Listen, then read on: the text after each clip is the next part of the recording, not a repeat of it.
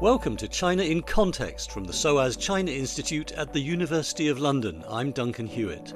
Earlier this month, the exiled Tibetan spiritual leader, the 14th Dalai Lama, marked his 90th birthday with a long-anticipated speech in which he confirmed that his successor as Tibetan Buddhism's most senior religious figure would be a reincarnation to be identified after his death.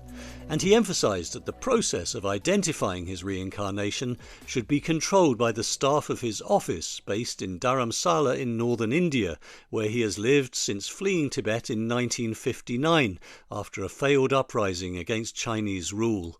His announcement is likely to set up a clash with Beijing, which has long denounced the Dalai Lama as a separatist, despite his insistence that he only seeks autonomy for Tibet under Chinese control.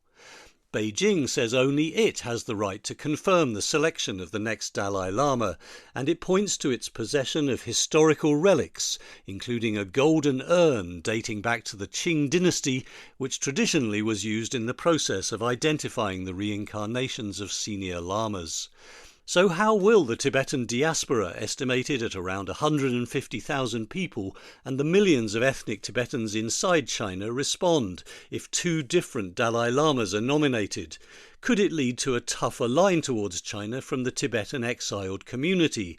And how will the issue affect India, which has offered shelter to the Dalai Lama and the Tibetan exiled administration, but has recently been seeking to improve its relations with China?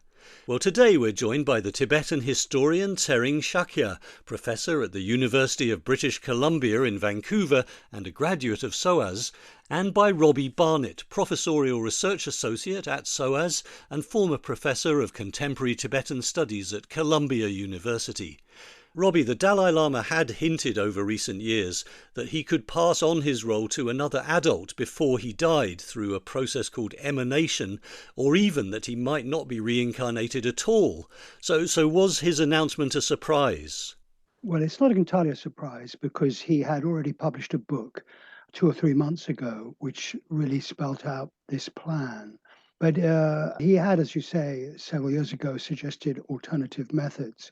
And those methods, the emanation into another adult or the discovery of a child before his death, were clearly designed to avoid an interregnum after his death. That's clearly been one of the great weaknesses of the Tibetan political state in the last 400-500 years. So he was clearly trying to find a way to avoid that. So in other words, to avoid having to wait, that they would choose a child and then there would be many years before the child was in a position to really put its authority into practice. So the reincarnation traditional system is quite a fraught one, but it does have huge popular credibility in the Tibetan world. So I would guess that's why in the end he chose it. The other suggestions he made, they're very interesting ones, but they're not very well known. They may have happened historically, but in obscure contexts. So probably he felt that he had to go with one that's widely and popularly regarded as traditional. But he obviously did experiment with alternatives. He has said, and I believe wrote in the recent book that you mentioned, that the successor would be found in the free world. But that was not specifically referred to in the speeches that he made at the beginning of this month. Do you think there's a reason for that, Tsering? I know you've reviewed this book. I think for some years now, he had been saying that he would choose to reborn in a free country. And explicit in this is that he will be outside Tibet, outside the PRC-controlled territory. And is it automatically the case that the reincarnation will be a young child? There has been some suggestion that it could be an older person. And, again, this raises the question that Robbie just mentioned of how long it would take for a small child to have the authority which might be required for the role of the Dalai Lama. Generally, of course, it's a young child, age 3, 4, 5-year-old.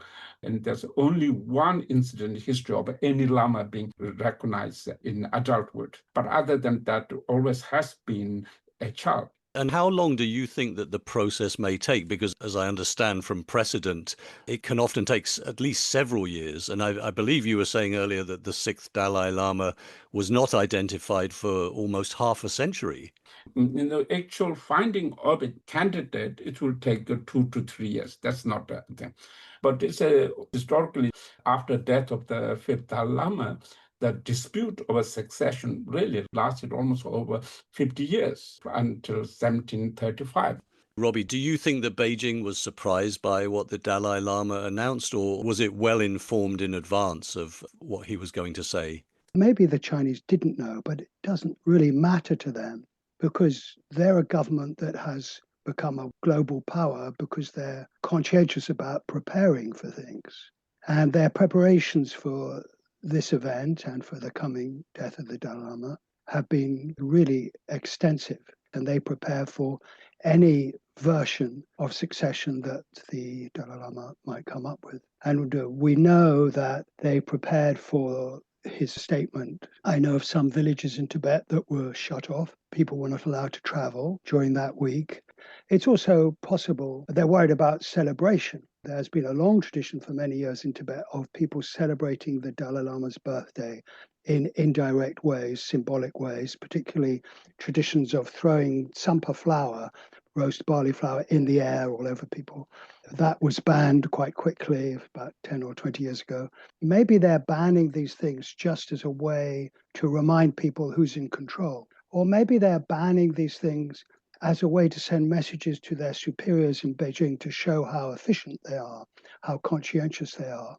And also, there's a school of thought among some Chinese intellectuals that these ideas of a danger, of a threat, are manufactured by certain officials whose positions depend on a threat. They have to persuade Beijing there's a real threat by these Dalai Lama people. They're going to stage an uprising. That's why you need us hardline guys in power. So we don't really know which of these theories might be right.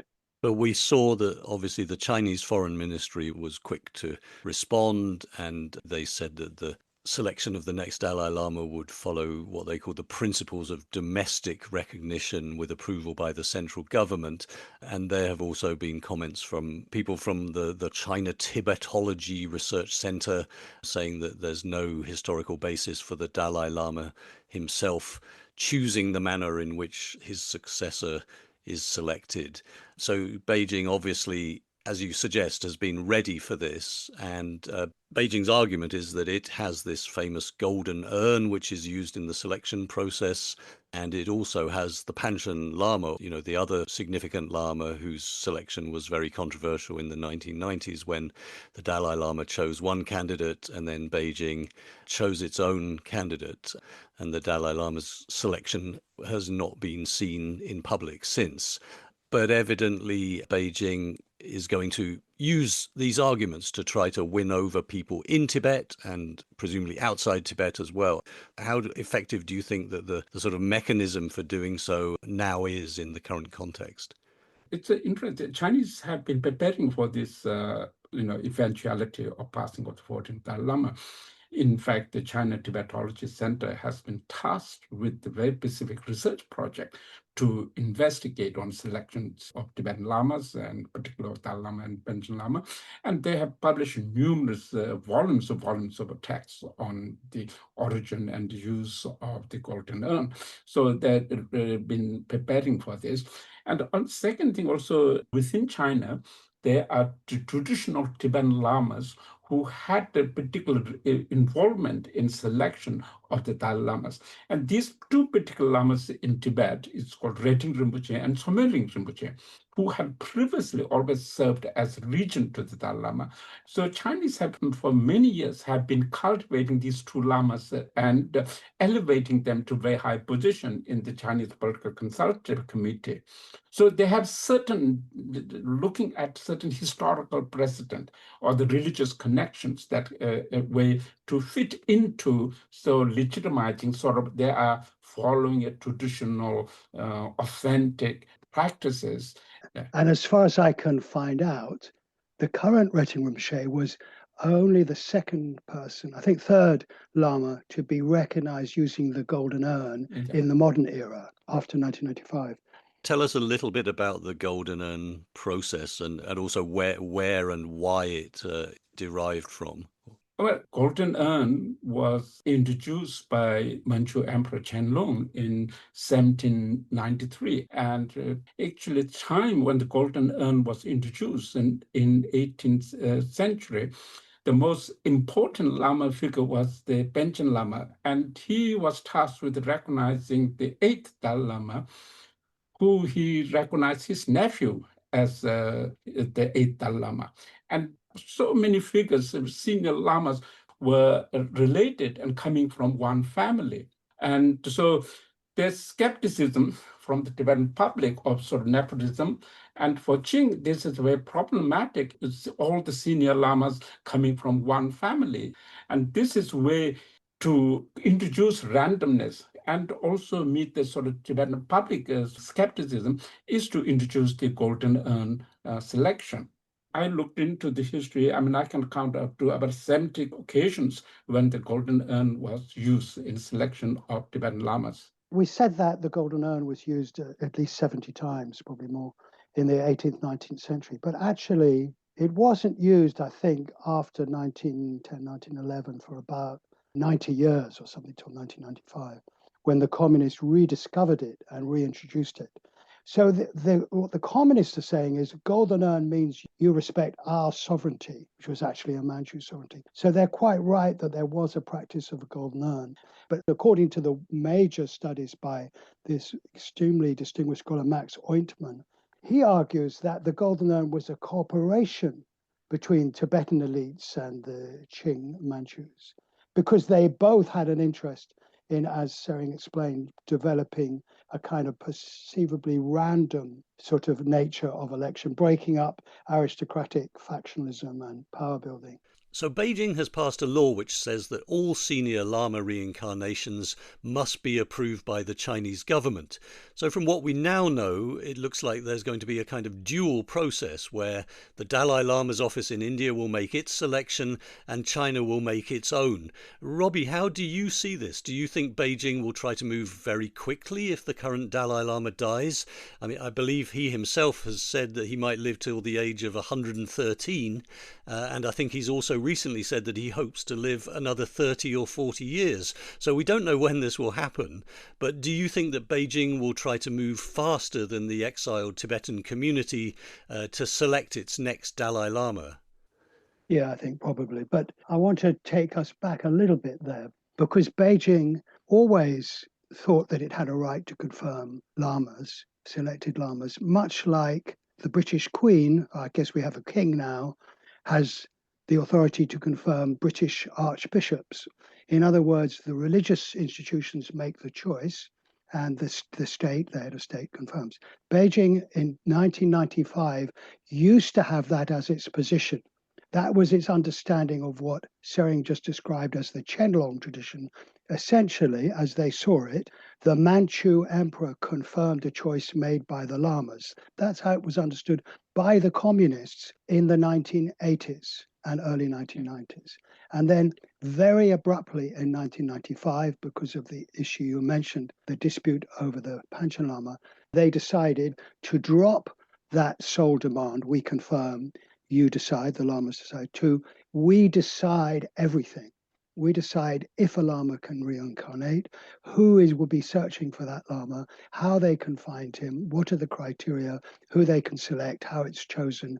So now the Chinese law and the Chinese apparatus is about total control. A major change has taken place in policy, and that means that if Beijing wanted to make a compromise with the Dalai Lama, which I think is unlikely, but if they did, they could just go back to their early 1990s position and say, you decide and we'll confirm. But that is not what's on the table at the moment. The reaction of the exiled Tibetan community in Dharamsala and beyond will also clearly be a factor. There has been talk that there's a younger generation of Tibetans in exile who want a tougher approach to China. You know, the Dalai Lama, for all that Beijing has criticized him repeatedly, he has always said that he was only seeking autonomy for Tibet under the Chinese umbrella, whereas some people have said that the exiled Tibetan community should be demanding full independence for Tibet. Is there likely to be a change of emphasis among the exiles, or is there likely to be a split within the exiled community? I mean, Dalai Lama's sort of both political and moral, spiritual authority over the Tibetan public is almost absolute. There's such a reverence towards His Holiness among Tibetan public, both in diaspora and in Tibet. Now, his pronouncement or his policy of China, called the middle way, is neither seeking total independence or separation of China and what he calls genuine autonomy. For many Tibetans, this has become sort of religious edict and it's immovable. People will just support this no matter what, because it is a Dalai Lama's pronouncement and this is his policy. So I don't think there will be any. Of course, there are a few people who may say we want total independence, but generally 99% of the Tibetan public will accept the sort of Dalai Lama's doctrine of middle way. We like to talk in the public about the split between pro-independence and pro-autonomy or pro-negotiation, as if they're two equivalent policies. And so I think Tsering's quite right about how they're viewed. The majority tends to go with the one the Dalai Lama has proposed. But we should also observe that the Dalai Lama's proposal is the only practical one, in the sense of there's an actual strategy, a policy. We'll negotiate with China, we'll offer them return of the Dalai Lama, and they'll give us that in return. It is actually a policy, whereas the pro-independence one is an aspiration. They haven't come up with a strategy, a way to gain that.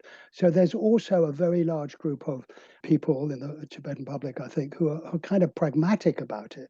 There has been a suggestion that after this Dalai Lama, who obviously has been in exile for more than 60 years, and during that period became internationally recognized, that Beijing is hoping that whoever is chosen by the exiled community as the next Dalai Lama, that person just simply will not have the same kind of authority and the same kind of global influence. What's your feeling about that situation?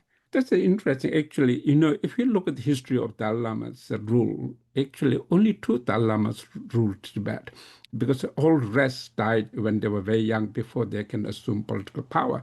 So 5th Dalai Lama and 13th Dalai Lama ruled Tibet. The rest of Dalai Lamas really played hardly any significant political role. And so the 13th Dalai Lama was the predecessor to the current Dalai Lama.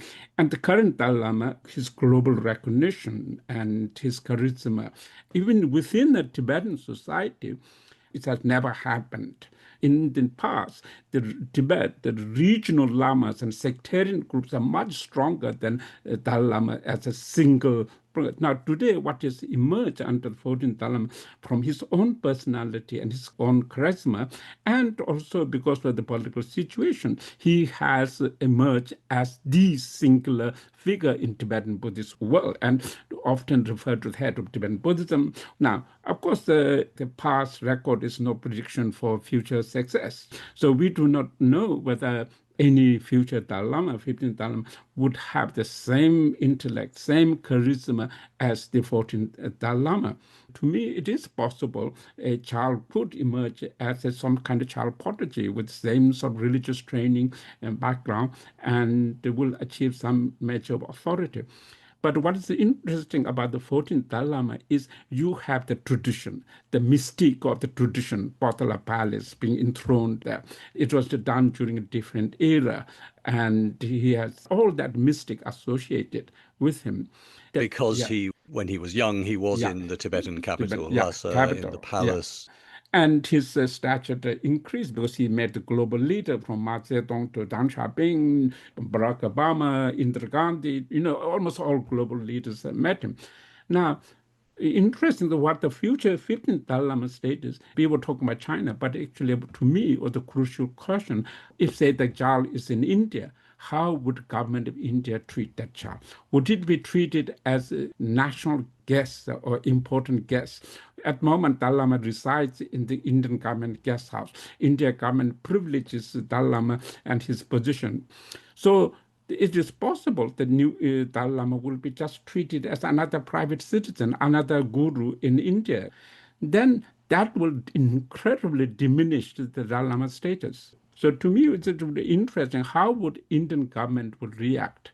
Whether they will continue to elevate the status of Dalai Lama as a special religious figure in India or not.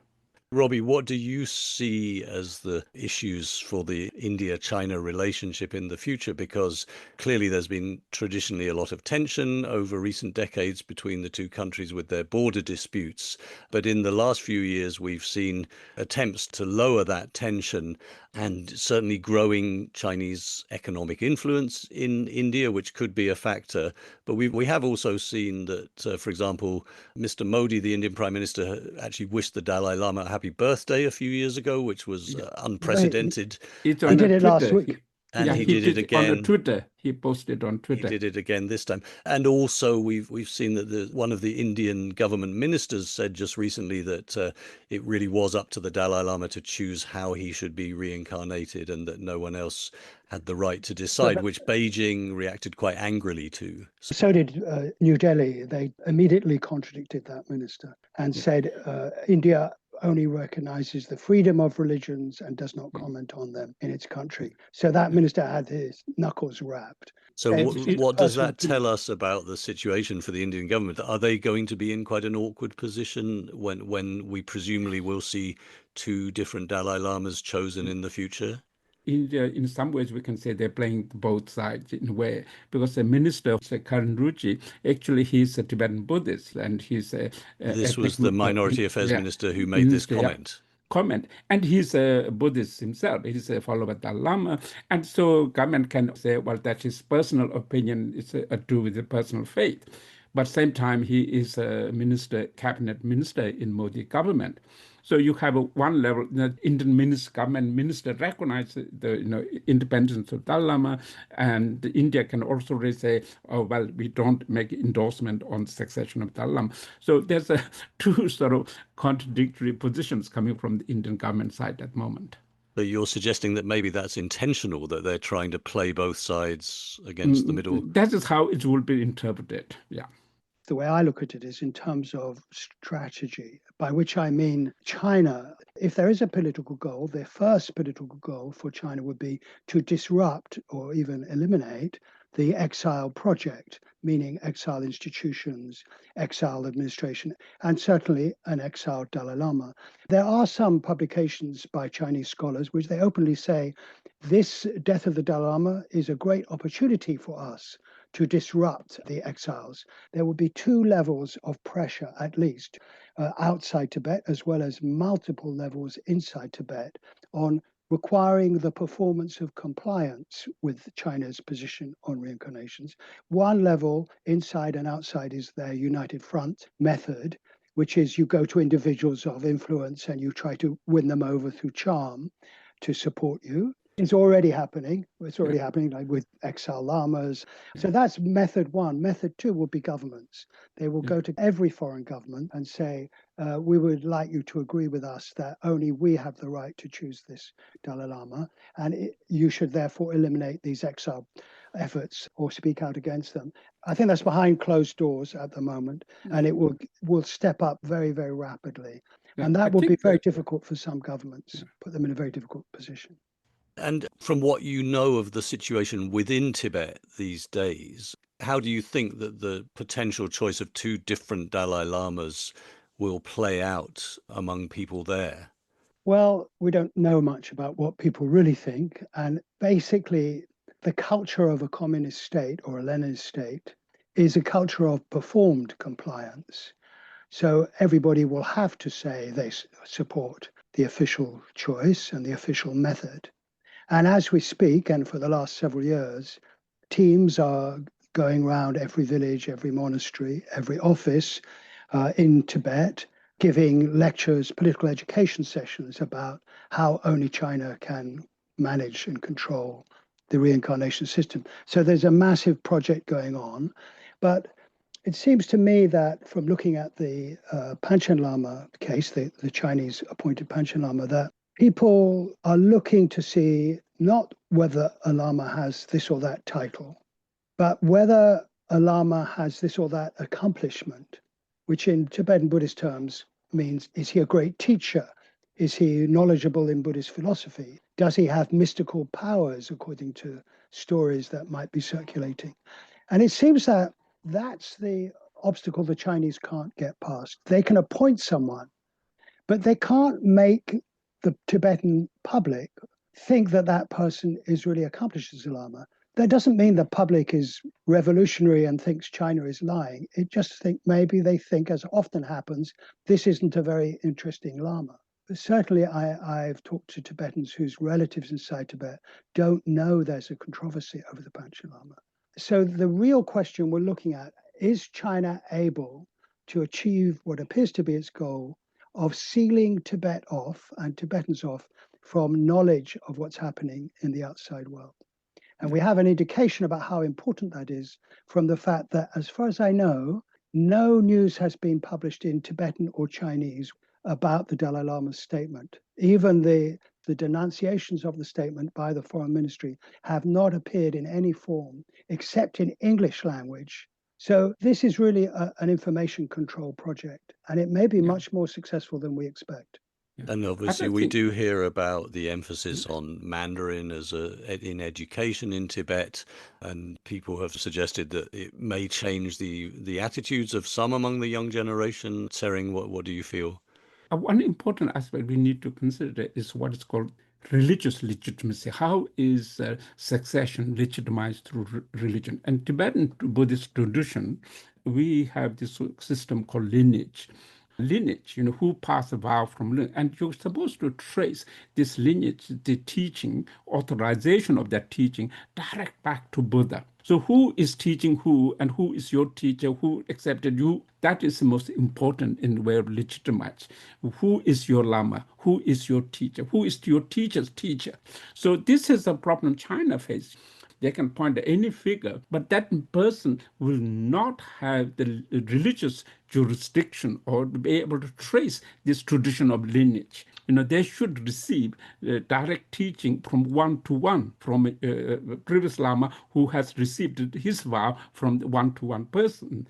So they need to receive a vow from a celibaate Lama. So most of the lamas in Tibet are married, so they don't have that religious point of view, have ability to accept a vow from the 15th Dalai Lama. But do you think that the young generation are aware of these issues, some of them? Oh, yes, they are acutely aware of this kind of succession. Does that apply to ordinary young people, can we say, or would it only apply to people who have studied, in monasteries? No, I think a lot of this oral tradition, there is an entirely, I would say, new Buddhist revival in Tibet, which is almost a puritanical sort of Buddhism, and who insists on celibacy, poverty, knowledge, that kind of Buddhism. And they're looking for that kind of purity. What is now biggest problem in Tibet today, I see, is a vacuum of leadership and the person of moral authority to speak on behalf of the Tibetan people. The previous Panchen Lama was a huge defender of Tibetan language, education, Tibetan culture. Now, today, we have total absence of any Tibetan political figure in Tibet who can speak authoritatively to the Chinese CCP. There are Tibetan members of Communist Party, but they tend to be much more subservient because they owe their position directly to CCP. So they will not really make any independent voices. And Robbie, do you feel that the power of religion does still remain as significant in Tibetan society as it has always been? Well, we're seeing a slight dropping off of numbers, people becoming monks and nuns. But that's very recent. The number that have become monks and nuns since religion was allowed again in China in the early 80s is unimaginable. You cannot imagine a society where you would see a greater religious outpouring of commitment, lifelong commitment, particularly by women. And the number of nuns is particularly increasing, and the number of state attempts to regulate, let's say politely, those nuns is dramatically increasing as well. But whether that will continue, we don't really know. As you said, a major milestone has taken place in China with the decision in 2021 to pass a regulation or notice called Tongyu, Tongyin, the Children's Harmonious Language Plan, which means that all kindergartens in China, and kindergartens are basically compulsory now, all of them have to teach in Chinese. And they are being taught about Chinese festivals, communist history. So I would have thought that that is a really significant point in Tibetan cultural history.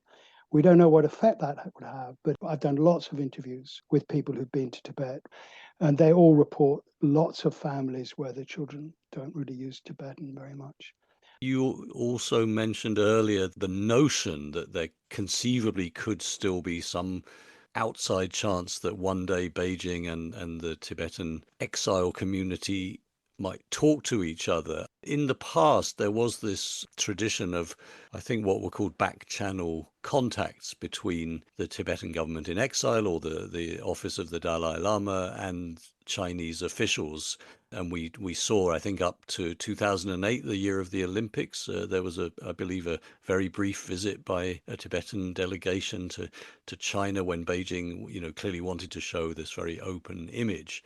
Do we think there's been any communication between the office of the Dalai Lama in Dharamsala and the Chinese government over recent years, or has that completely ground to a halt? No, we know for certain that there has been back-channel talks in July last year, and more are expected to happen this year because the exile government leader has said so.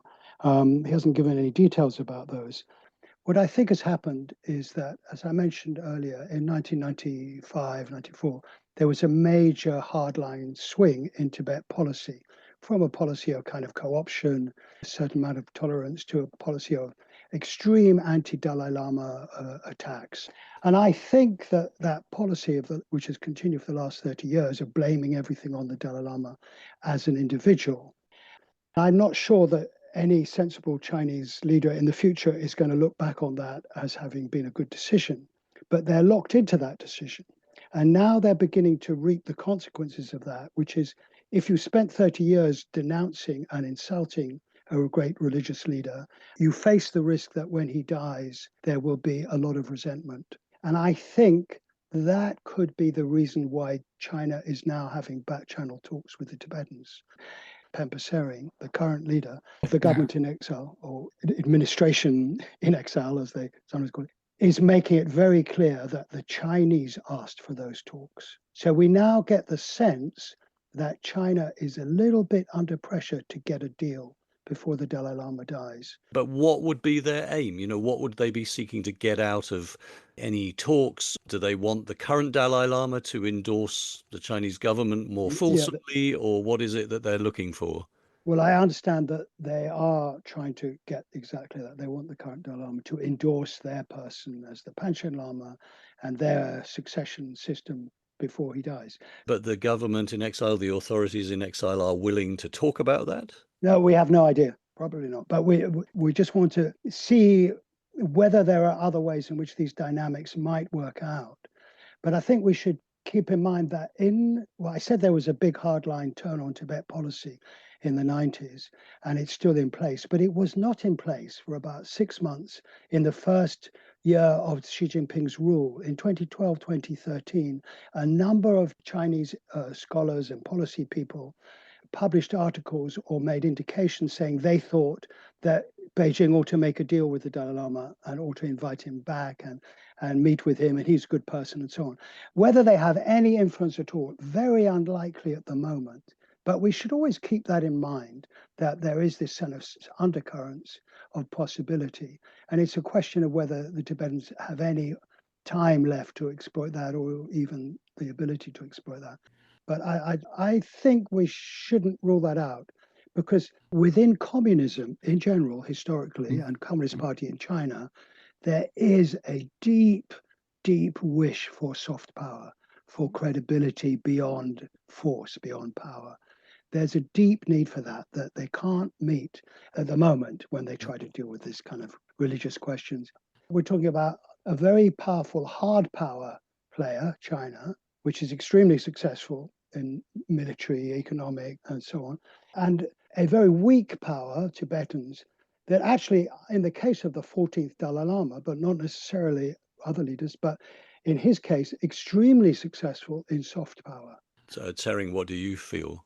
I don't think that, Beijing has no interest whatsoever now talking. It's a completely different situation. Today, China is much more confident in their position. China doesn't really face a huge international pressure. It's much more assertive China we have in both international affairs and domestically. So in terms of Tibet, I think China have made decision really to ignore whatever the Tibetan diaspora or the exiled politician or Dalai Lama wants.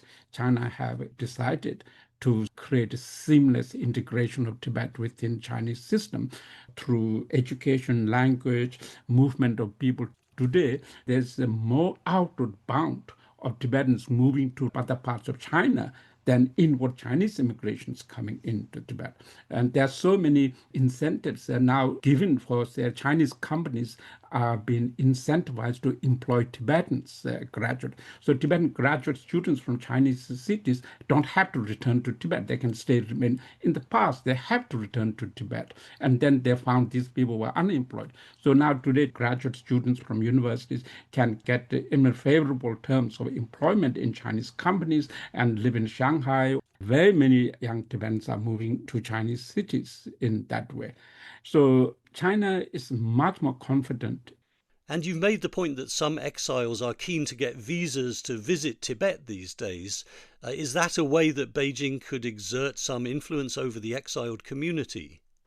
Yes, they do. China does what's the dangle carrots in front of Tibetan Lamas and Tibetan diaspora living here. And just now, Kathmandu, they're holding this development conference in Kathmandu.